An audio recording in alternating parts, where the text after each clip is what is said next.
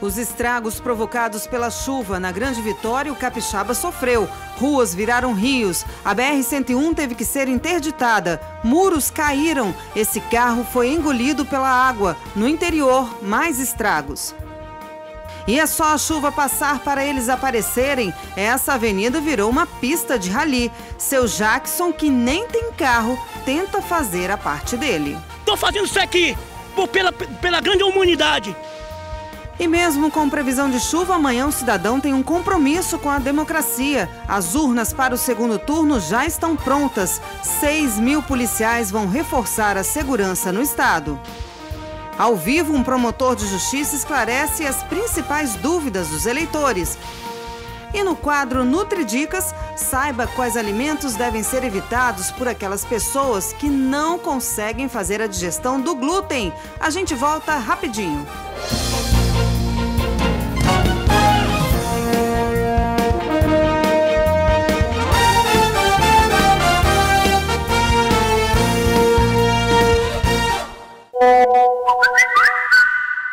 Olá, boa tarde. A gente começa mostrando os estragos que a chuva provocou nessa noite. O Capixaba sofreu muito mais uma vez, viu?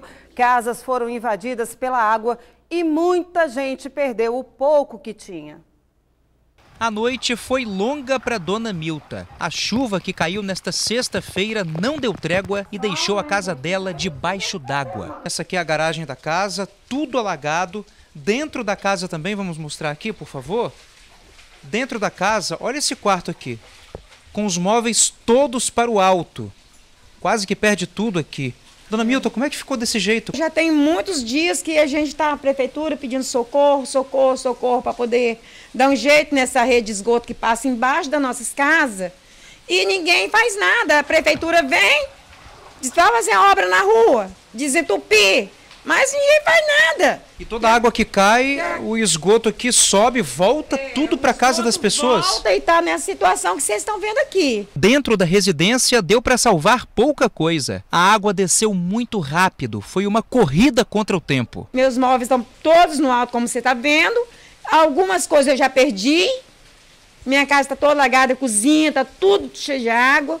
Não posso entrar dentro de casa, entendeu? E estou nessa situação. Dona Milta mora no bairro Santana, em Cariacica. E a casa dela não foi a única que ficou assim. O vizinho de porta, seu Pedro, também não escapou de ficar ilhado. A cozinha, a sala, o quarto, a água tomou conta de tudo. Eu teve de subir todinho as minhas coisas, porque senão estragava tudo. As nossas coisas estragam tudo. Sempre tem de jogar um pouco das coisas fora. E nós não tem condições. Nós já vemos pelas misericórdias de Deus com esse desemprego aí. Ninguém não faz nada por nós. O IPTU chega, a gente tem de pagar. É só imposto que paga. Dona Lídia Omar também fez questão de nos levar à casa dela. Logo no portão já dá para perceber que o estrago aqui foi grande. Passando pelos cômodos, chegamos à cozinha, onde tudo ficou para o alto. Dona Lídia Omar, aqui tá complicado. Esse aqui é o quintal, né? Na verdade, a gente percorreu a casa toda, chegamos na cozinha agora. Vamos mostrar a cozinha aqui, por favor? Tudo pro alto. A geladeira, ela teve que apoiar em cima de lajotas. Os outros móveis eletrodomésticos. A situação aqui é essa situação aí que vocês estão vendo, né? É muito triste, né? A gente vê a água invadindo a casa da gente e eles não dão solução. A única solução é passar a noite na casa da filha. Minha filha mora em cima, subindo um pouco das minhas coisas lá para cima, né? Então lá em cima resolver a situação aqui. Como é que eu vou ficar aqui nessa situação? E eles têm que resolver a situação, pelo menos para vir, para desentupir a manilha. A forte chuva causou transtornos em vários municípios. Em Vila Velha, ruas ficaram alagadas. Cena que se repetiu na BR-101 em Laranjeiras e em Vitória também. E aqui na rua Josias Fortunato, em Santana, os moradores afirmam que o problema com alagamentos é antigo. O bueiro está completamente entupido e quando chove, a água não tem outro caminho a não ser voltar para as casas dos moradores. O problema todo aí é que a gente não sabe como é que vai ficar a fundação da casa embaixo, né? Porque a gente vê a água que está subindo. Mas como está a fundação embaixo, só algum engenheiro, defesa civil para olhar, para saber, porque de repente aí as casas vão acabar caindo por causa de uma obra mal feita da prefeitura, que não foi feito na rua. Teria que ser feito na rua aqui, não debaixo dos terrenos. E se chover até semana que vem, como é que vai ficar? Um monte de família desabrigada. Prefeitura tem que resolver, tem que fazer alguma coisa. Eu agora não sei mais aonde eu vou pedir socorro, porque eu não tenho mais o que fazer. Minha casa está embaixo d'água, está arriscada a casa desabar, porque tá perigoso isso aqui. Que tristeza, né? É só chover que o drama dos moradores volta. Bom, a gente pediu uma resposta para a Prefeitura e para a CESAM desde o início da manhã, mas infelizmente não tivemos retorno ainda.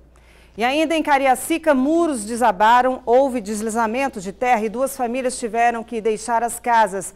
Nós recebemos várias imagens de amigos do TN mostrando vários pontos de alagamentos na Grande Vitória e até no interior. Vamos ver.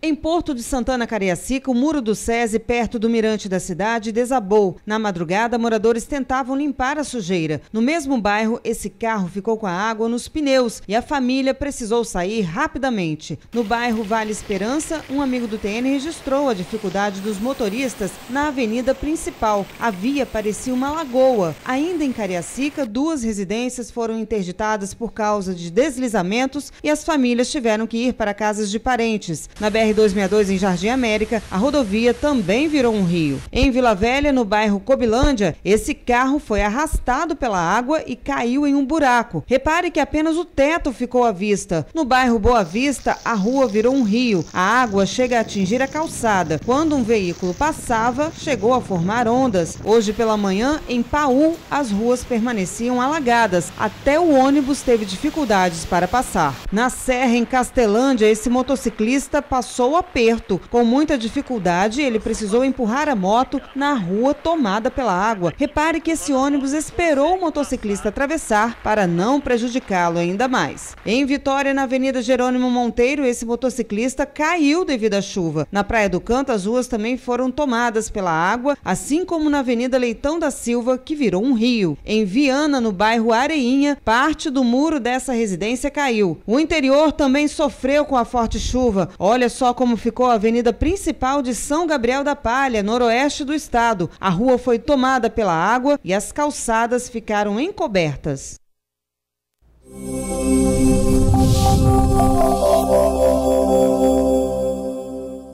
E segundo o Incapera, apesar do sol aparecer em alguns períodos, o sábado ainda segue com tempo instável em todo o estado.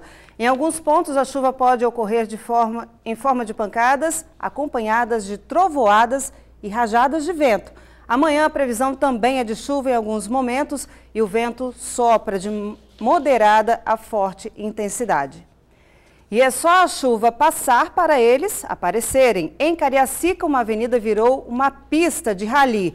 São tantos buracos que algumas lojas já fecharam as portas. Seu Jackson, que nem tem carro, tenta fazer a parte dele. Você é um esportista e gosta de, nos finais de semana, praticar trilha no interior, seja de carro, seja de moto, eu tenho uma sugestão para te dar e ainda mais barata. É só dar uma passadinha aqui nas avenidas Bahia e Mariano Firme, em Cariacica. Do jeito que as coisas estão aqui, é uma verdadeira prova de resistência e força, tanto do veículo quanto do motorista. As 2 avenidas ficam entre os bairros Bandeirantes e Valparaíso, em Cariacica, e são acesso à rodovia Leste-Oeste, que está em fase final de conclusão. Os buracos são muitos e enormes e tomam conta de uma grande extensão, dificultando o trânsito de veículos. No local, o comércio sofre. Várias lojas fechadas, com placas de aluga-se ou vende-se. Seu João é morador daqui, tem comércio e sabe o drama que todos vivem. Não tem condição de trabalhar aqui. Fizeram uma vala aqui, não tinha jeito de trabalhar, estacionar, o seu mercado foi embora. E o comércio vai só acabando aqui. Nem o poste aqui escapa. Acabou atingido por quem tenta fugir de tanta cratera. E não tem jeito, viu? Entra ano e sai ano, a situação aqui não muda. Seu João acha que um dos obstáculos é o protocolo. Não adianta, depois que inventou o protocolo, nada se faz mais. É só protocolo, protocolo, e se você não tem número de protocolo, ninguém tem tempo de ficar guardando o número de protocolo. Quer dizer, inventaram isso para empurrar com a barriga. E ao passar pela Avenida Mariano Firme, nos deparamos com o seu Jackson.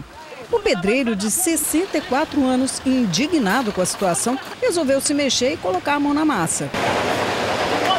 Pode me filmar mesmo, eu vou escrachar com ele. por conta própria, traz o carrinho cheio de terra.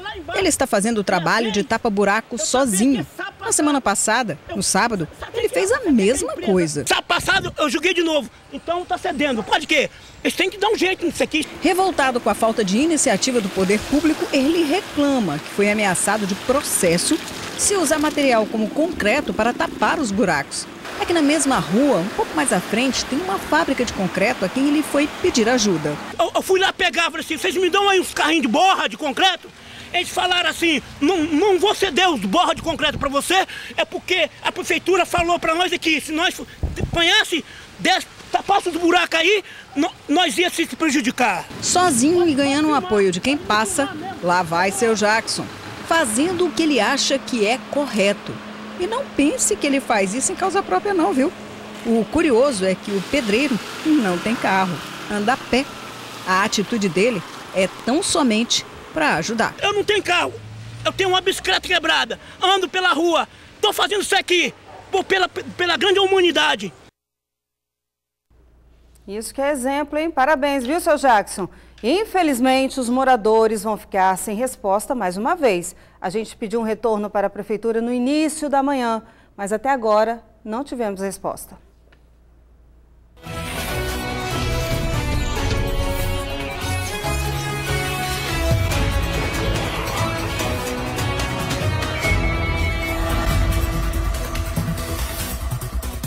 E mesmo com previsão de chuva para amanhã, o eleitor tem um compromisso com a cidadania. É dia de escolher o próximo presidente da República. As urnas já estão prontas e cerca de 6.000 militares vão reforçar a segurança no estado. A manhã de sábado foi de muito trabalho para essa turma. Só neste cartório eleitoral em Vila Velha são cerca de 50 representantes da Justiça Eleitoral, dando suporte para que as urnas eletrônicas sejam encaminhadas para os locais de votação. O transporte dos equipamentos acontece em vans. Cada veículo é acompanhado por um carro oficial da Justiça Eleitoral. Nas escolas tem o nosso pessoal também para acompanhar a chegada dessas urnas e você, cidadão comum, pode também acompanhar. Se quiser, chega no seu cartório agora que você vai ver essas urnas saindo. Uma sai agora de manhã, outras à tarde, entendeu? Mas todo mundo pode acompanhar para ter certeza que elas estão indo para o lugar certo. 270 urnas já saíram deste cartório eleitoral em Vila Velha para os locais de votação do município. Mais de 40 dessas urnas não puderam ser transportadas ainda. Isso porque as escolas para onde essas urnas iriam não têm segurança suficiente para que elas passem a noite por lá. É muito perigoso a gente deixar essas urnas sem nenhuma vigilância, né? A gente sabe que tem gente aí querendo aprontar, querendo atrapalhar, né, o processo eleitoral, então é melhor que a gente não deixe essas urnas sozinhas. Então 273 urnas hoje e amanhã 44. A forte chuva que atinge a Grande Vitória desde ontem deixou ruas e bairros embaixo d'água. Apesar disso, o chefe do cartório eleitoral garante que o transporte das urnas não será comprometido. O transporte hoje pode ficar um pouquinho prejudicado por causa da chuva, mas nada que nos atrapalhe tanto não, porque eu já tenho contingência para isso, já sabendo os meus locais de votação, igual Cobilândia, que sempre alaga, temos carros mais altos para poder suprir esse problema da chuva. Segurança na véspera e também para o dia de votação. Segundo a Secretaria de Segurança do Estado, 6.000 policiais militares, civis e bombeiros vão estar nas ruas, reforçando a segurança para o segundo turno das eleições. E para falar mais sobre a eleição, aqui com a gente o promotor de justiça, coordenador do Centro de Apoio Operacional Eleitoral do Ministério Público do Espírito Santo, doutor Francisco Martinez. Boa tarde, doutor. Boa tarde. Tudo bem, né? Tudo ótimo. A gente recebe muitas dúvidas, né, dos eleitores, muitas vezes dúvidas repetidas, mas a gente tem que, nossa função é esclarecer.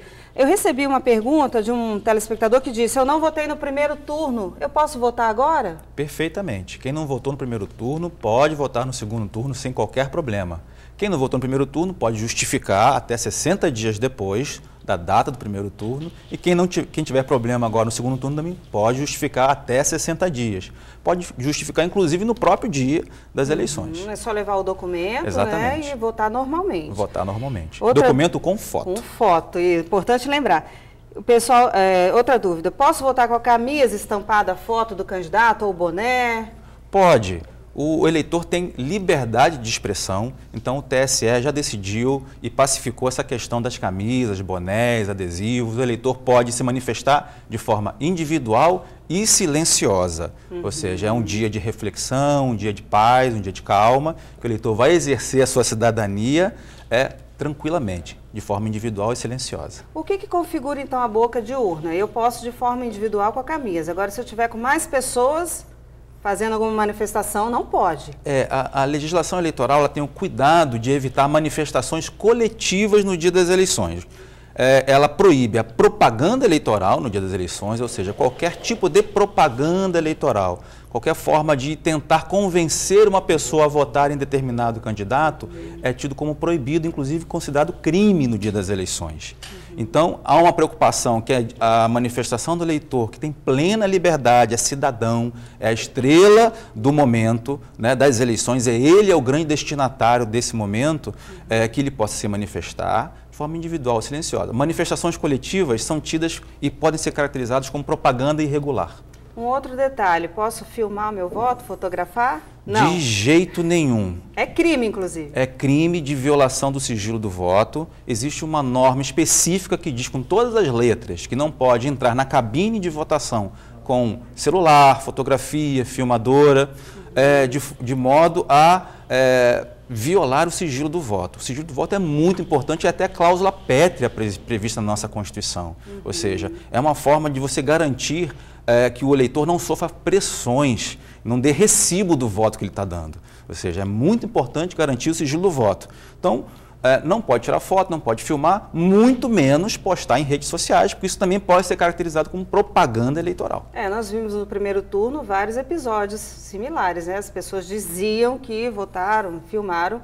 Realmente isso é proibido, não pode. Não pode, inclusive nós temos até algumas pessoas sendo processadas no Estado porque incorreram nesse tipo de prática, foram identificadas e estão sendo processadas. Lá na hora, quando eu estiver na frente da urna, verifiquei um problema, não consegui votar, o que o eleitor tem que fazer imediatamente? Olha, nós temos que reiterar confiança no sistema eleitoral, confiança na urna. Nós respeitamos as pessoas que querem ter mais confiança, querem ter verificações. Isso é importante, esse papel ativo do cidadão com relação à urna. Mas não houve a demonstração de nenhum problema da urna, ou seja, os problemas identificados eram problemas na operação da urna, na digitação de vários candidatos. Então, o eleitor que chegue na urna e tem alguma dificuldade deve imediatamente falar com o presidente da sessão eleitoral, registrar em ata, pedir ajuda daquele fato. Ou seja, se o fato persistir, o presidente vai tomar as medidas necessárias para, eventualmente, até substituir a urna. Agora, muito eleitor até alegou que votava um número, já aparecia foto. Pois é, nós temos que orientar o eleitor o seguinte: vá tranquilo votar. É apenas um voto. Digite o número, espere a máquina carregar, vai aparecer a foto e só confirme seu voto quando aparecer a foto do candidato. Se isso passar do limite razoável, chame o presidente de mesa e, em última instância, registre em ata o fato ou registre no pardal. Não vale fazer uma reclamação genérica depois nas redes sociais, porque aí as autoridades não terão elemento suficiente para buscar essa informação e averiguar esse fato. O senhor mencionou redes sociais hoje, véspera de eleição, muito comum as fake news. Importante alertar também que quem divulga, sabendo que a informação é falsa, também comete um crime e vai responder por isso. Não, sem dúvida, as pessoas têm que ter responsabilidade e senso de cidadania. Ou seja, a internet, não vale tudo na internet. Ou seja, a internet preserva a honra, a dignidade das pessoas. Isso tem que ser preservado, tem que ser mantido. Então, assim, quem divulga fake news está cometendo um crime eleitoral e vai responder por isso. E a polícia consegue identificar, né? Que tem muita gente que acha que, não vou ser identificado. Mas a polícia consegue identificar. Sem dúvida, a polícia consegue identificar, mais cedo ou mais tarde, a pessoa vai ser identificada e vai acabar respondendo por um crime. Doutor Francisco, para a gente finalizar então, até para tranquilizar os eleitores, vamos falar da segurança das urnas mais uma vez. É importante lembrar que são vários órgãos que estão ali, né, no domingo, Ministério Público, Polícia Federal, todo mundo se debruçando para que a eleição realmente seja segura, não é isso? Sim, e sobretudo, além de todas as instituições envolvidas, Ministério Público, Poder Judiciário, Polícia Federal, os próprios partidos, coligações que são fiscais natos do processo, nós temos ali milhares de pessoas de bem, que são os mesários, que são pessoas que são convocadas a trabalhar, são pais de família, são pessoas dignas, que estão lá trabalhando, prestando um serviço para a sociedade, que merecem respeito e merecem ser tratados com dignidade. Então, todo o processo eleitoral, ele é digno de confiança e ele deve ser aperfeiçoado cada vez mais, e isso é importante para a cidadania. Mas as pessoas podem confiar que o resultado será o resultado real. Se alguém tiver alguma dúvida, desconfiar de alguma coisa, só procurar promotor de justiça, polícia. O cidadão tem várias opções. Então, o que a gente sugere é que ele procure a opção que seja mais próxima, procure a autoridade mais próxima, seja um policial militar, seja o próprio presidente da sessão eleitoral, seja através da internet. Nosso telefone, Ministério Público 127, estamos recebendo denúncias na ouvidoria. Aplicativo Pardal do TRE também recebe. Então, assim, existe todo um esquema e uma estrutura própria para isso. Lembrando, o senhor falou várias vezes o Pardal, é só acessar o site do TRE, tem lá na página, fácil fazer a denúncia e é papel do cidadão participar desse processo também, né? Exatamente. O cidadão, ele é parte e colaborador de todo o processo, destinatário do resultado das eleições e colaborador do processo eleitoral. Doutor Francisco, muito obrigada, tá, pelas informações. Eu que agradeço. O senhor veio aqui atender a gente no sábado, mas é o nosso papel também aqui contribuir para essa democracia, né? Um grande prazer estar aqui com vocês. Obrigada. Saímos de eleição para falar de violência. Em Marilândia, um crime bárbaro está sendo investigado pela Polícia Civil. Um homem é suspeito de jogar gasolina e colocar fogo na namorada. A Polícia Militar encontrou um recipiente de plástico vazio com forte odor de gasolina na casa dele, onde tudo aconteceu. Ao ser atendida, a mulher disse que o namorado estava bêbado e tinha usado drogas quando teve um ataque de ciúmes e a incendiou. Ela está internada em estado grave no Hospital Silvia Vidos, em Colatina. O suspeito também se queimou e está internado no mesmo hospital. Para a polícia, ele disse que a namorada estava na cozinha quando ouviu um grito, foi ver o que era e viu que a jovem estava pegando fogo. Bom, a polícia já está investigando e vai descobrir a verdade, né? Hoje é sábado, 27 de outubro. Vamos conferir juntos o que é destaque no jornal A Tribuna. 100 mil celulares no estado vão ser bloqueados até o fim do ano. Na foto principal, botão do pânico contra assédio em ônibus. Carreatas e manifestações encerram campanhas hoje. Bate-boca sobre política até nas entrevistas de emprego. Vasco arranca empate, mas não afasta perigo. Comerciantes se protegem contra viciados em crack. E ainda é destaque no Jornal A Tribuna deste sábado. Marília Mendonça sozinha e feliz. Meningite mata modelo capixaba aos 26 anos. E alagamentos interditam ruas, avenidas e BR-101.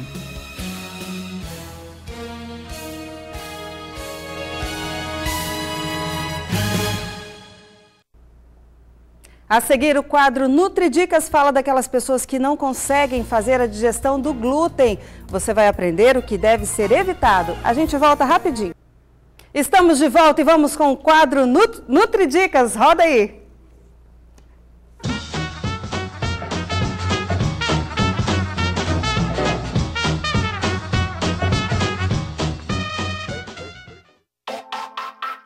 A doença celíaca provoca sintomas muito parecidos com diversas doenças.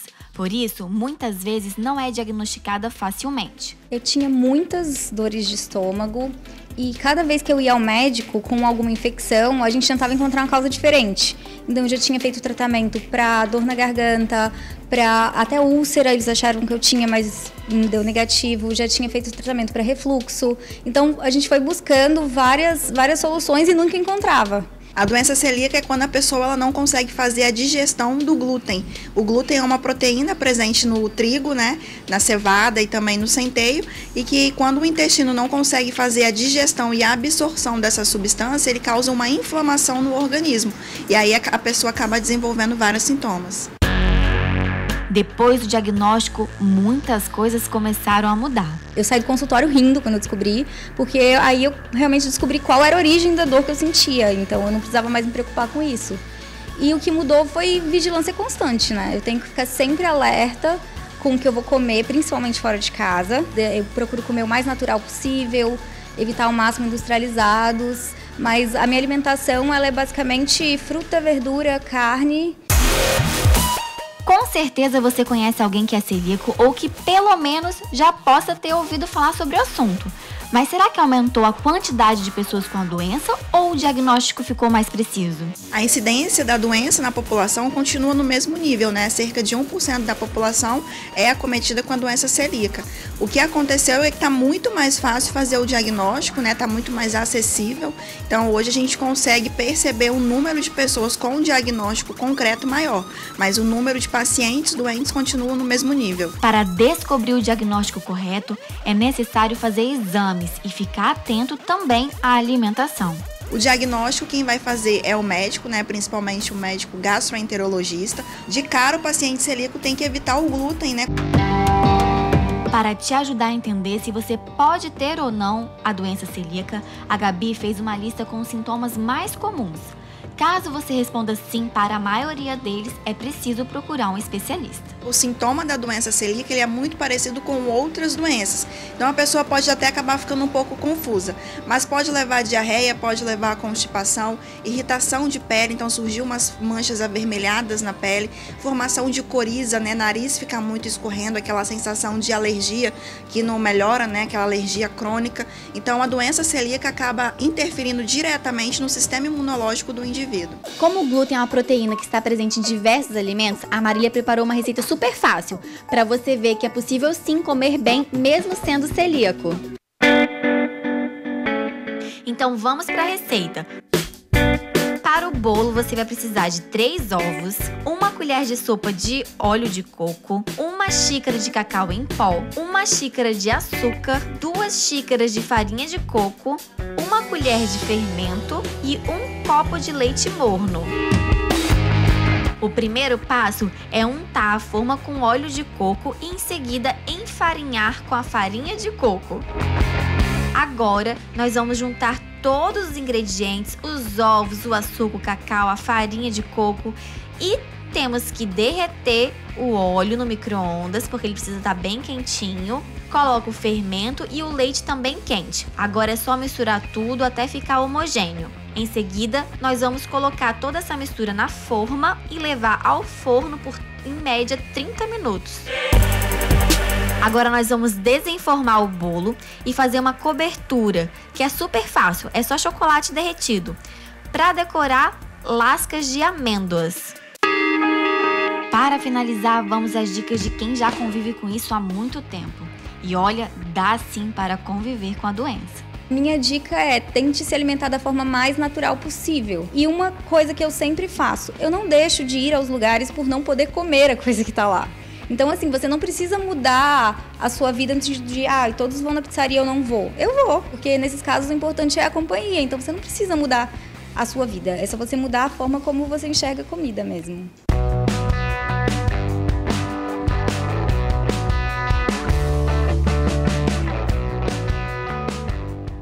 E a gente fica por aqui, mas temos um novo encontro às 7h20 da noite no Tribuna Notícias, segunda edição. Boa tarde para você e até lá!